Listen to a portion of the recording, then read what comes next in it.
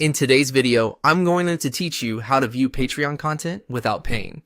Before we begin, it's important to understand what this actually means. On Patreon, some creator content is public and can be viewed without a paid membership, while other posts are locked behind a subscription.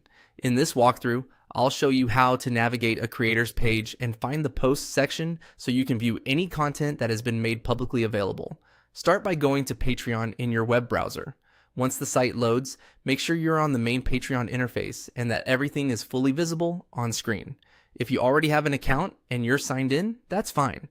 But for this process, the main goal is simply getting to the platform so you can access a creator's page. Next, look toward the bottom left corner of the screen and click on the creator area shown there. This is the section that helps you move directly to a creator page from the Patreon interface. If your layout looks slightly different, don't worry. Patreon sometimes updates its design, but the idea is the same. You're looking for the creator link or profile entry that takes you to their page.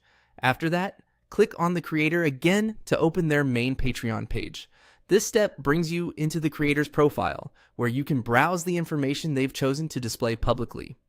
Take a second here to let the page load completely, especially if you're on a slower connection, because some menu options may not appear right away. Once you're on the creators page, click on Posts. This is the key section for finding content that's available to browse. In the Posts area, you'll be able to see which updates, previews, announcements, or media posts are public. If a post is locked, Patreon will usually indicate that it requires a membership. But if a post is open to everyone, you should be able to view it without paying. As a helpful tip, public posts can sometimes include previews, descriptions, images, or partial updates, even when premium content remains restricted.